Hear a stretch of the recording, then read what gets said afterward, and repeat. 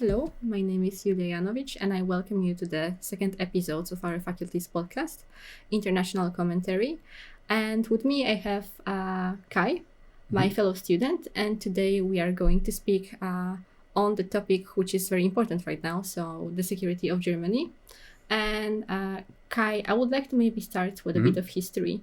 Could you speak to us about how military is perceived in Germany? You were in a country that was usually looked upon as a country with a great army. I mean, for the past decades. Can you explain to us why was that the case? I mean, Germany is always a special case when you talk about any kind of militarization or the security in general, because of course, to the atrocities that happened during the Second World War, Germany has always been like a cautious player when it comes to how we perceive military, how far we can even go in terms of how we want to advance maybe to a military power. So we always have been very, very careful. And we always had the opportunity after the Second World War, as probably the audience know, that we can just rely on the US, because the US is always this player that had this kind of like protective shield over the Germany itself and the security. So there was not a general need for Germany to have an advanced military power in that regard, I would say. But of course, it has shifted a little bit with modern problems. But from history terms, there was no need for the German society to have this military power. And it was also not approved by Germans to have this strong military power again after what happened during the Second World War. Yeah, so I wonder, maybe you could go on and speak a bit more. So how the current administration is being perceived in Germany? Do you perceive it as a chance maybe to also work on the security aspect of you being the leading country in the EU? How do you view it as Germans? I mean, for Germans, it's always, when you look at the European perspective, it's always difficult to say who is going to lead Europe or how far we can go. Because, of course, compared to other countries like France, Germany's military, in the sense of how much we invest into military and how much ammunition we have, etc., it's kind of like on a different stand, because Germany was really, really cautious, as I said before, about how much we can invest into that. But of course, to the current situation that we had like the special amount of money, the 100 billion, that we did invest into military equipment and to military investment in order to make sure that we try to improve our military in order to become a relevant player when it regards the military, because we don't know how it's going to be perceived when we look at the US protection, especially with the changing presidency that we saw with Trump and maybe withdrawing from the European territory, and also from the US government saying that Europe should take a bigger role when it comes to their own security. So it's a chance for Germany also to be a relevant player and invest more in that. Yeah, so maybe to follow up on the economy. Just last week, Bundestag has agreed to finance, let's say, great revolution when it comes to your civilian structures and also to your defense. Can you speak more about this? How this being perceived? Do you think that Germany is now ready for this great leap forward? Because this was a country that, at least to maybe Polish people, it seems that technologically you were a bit falling behind. Also with your defense, would you like to speak a bit about this? I mean, it's always difficult to talk about how the people are pursuing or viewing the militarization, partially at least, the militarization a little bit, and the stronger investment into that, rather than investing into education and health, which we also have, of course, some problem in Germany that have to be addressed. But when you look at the stage that the US is probably withdrawing, that we have the ongoing war between Russia and Ukraine, it just shows that there is a need, and there's on the European level, there is a need to invest more into security. And if in case the US is withdrawing from the European security level, or especially from the German security level, because in general we have the biggest US military personnel in Europe, in Germany, that shows that our collaboration is really close. But at the same time, if they withdraw, we also have to have the capabilities, not just in Germany, but in overall Europe, to defend its borders against any kind of threat that is occurring.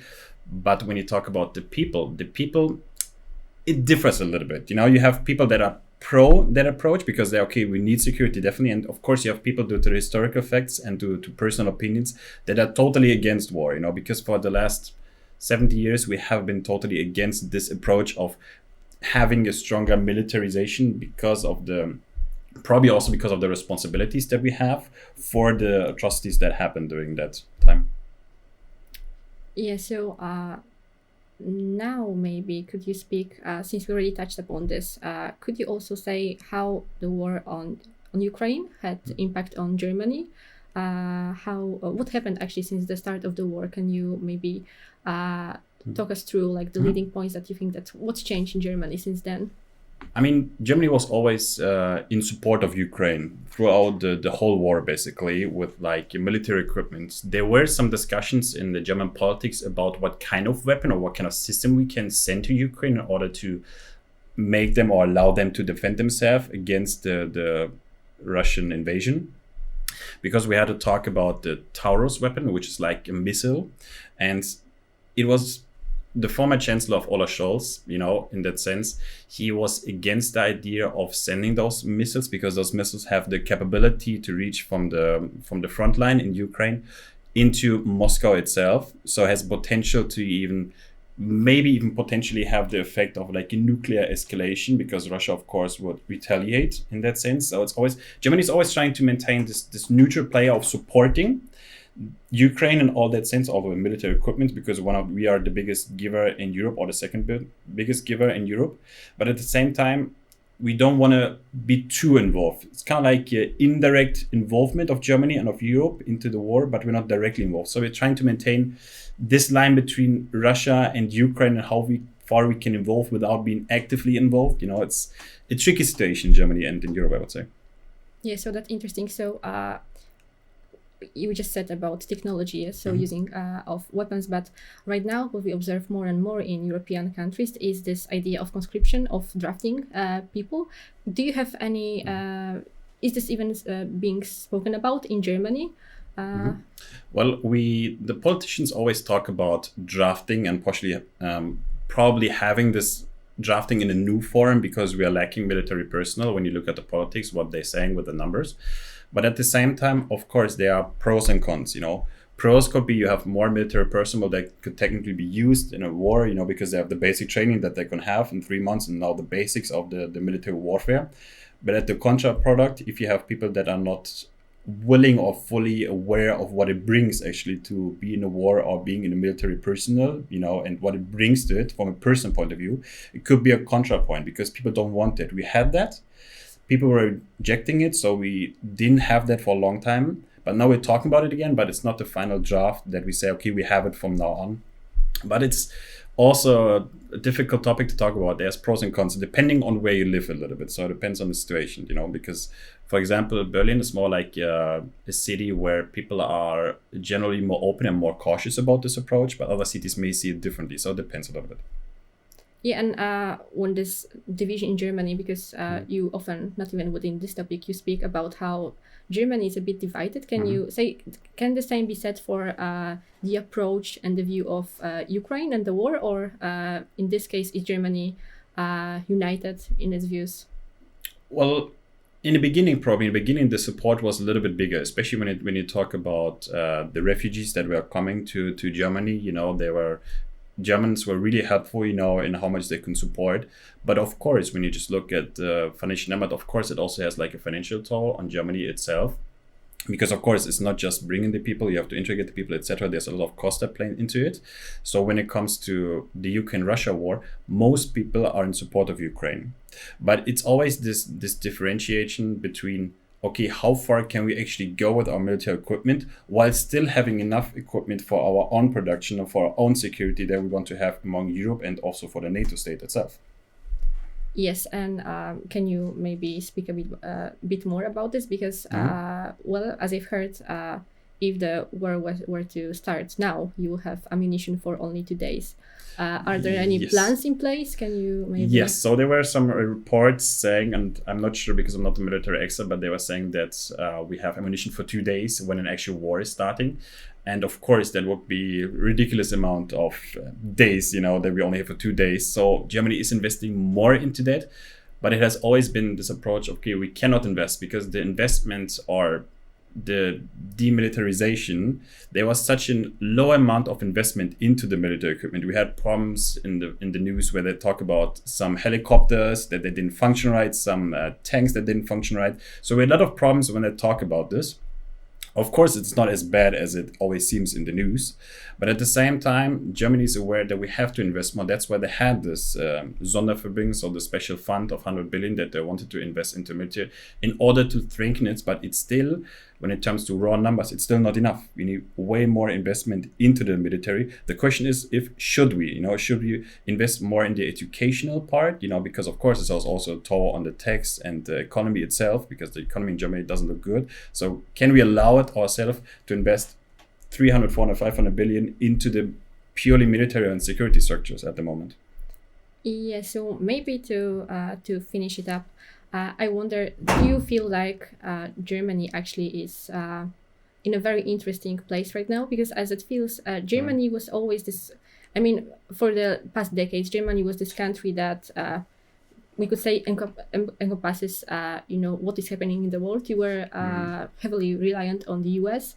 And now, with the US wanting to withdraw, it seems like there is new threats, but also new chances for Germany. Would you like to maybe conclude with? Germany has been, since the Second World War, has always been like a strong support of this economy approach. We're trying to increase our economy, which has worked greatly. Germany has want to become the main economy leaders globally. But at the same time, if you're like strong in economy and you're partially or fully dependent on some parts, especially from other countries that are maybe have some tension in the futures, because if the US is withdrawing, and we see it with the 25% tariff that Trump imposed on cars, or want to impose on cars, that shows that being too dependent on external countries, especially those bigger countries like China and the US, it can have a big toll on Germany and how we perceive stuff and how we can invest, and also economy-wise invest into it. So on a European level and on a German level, the economy shift can be seen among the people, but it also depends of how we perceive that, because we have a lot of privatization in Germany. For example, we sold parts of our haven, or there were talks about selling the parts of our haven to China. And of course, it was viewed as a critical infrastructure, so we could not have that. But still, since Germany is such a big player when it comes to economy, I want to please a lot of people. And of course, it's a lot of investment that come into Germany. Germany can invest into different stuff like security, economy, education, etc. It just shows that dependency somehow is good on economy, but at the same time, it can also be a risk for Germany, especially when it comes to like future tensions between the global players like with China and Russia, and also the US. And how far you can look at security, it's really, really hard to say of how far Germany can go, or Germany is willing to go, because when you look at European level and European security, who is going to lead Europe? It's the same time you have two major countries like France and Germany. They're always the major ones, you can say in general terms. But who's going to lead it actually? Because Europe is trying to find a good way for or increasing their own security level on the global scale, but at the same time it's not really working, probably because they're lacking a lot of not technology, but a lot of vehicles and equipment that they have to be implemented, because we are so reliant on the US security, also on Germany. But at the same time, you can also say that the US is reliant on Germany, because for a long time the military bases in Germany that we have, for example, Ramstein is probably the most famous one. They were using that as an direct approach in order to control drones that have been used in the war in the Middle East. And because due to geopolitics, you had to use satellites and then connect it to Germany and then to the Middle East. So Germany is essential for the US. So I'm not sure if the US will actually withdraw. However, with the current presidency, it's really, as we know, probably, it is really unknown what's going to happen next and how we're going to pursue it. But Germany is trying to impose more on this military structure that other countries do. Yeah, okay. Thank you very much for your insights, and thank you to everyone who tuned in. See you next week.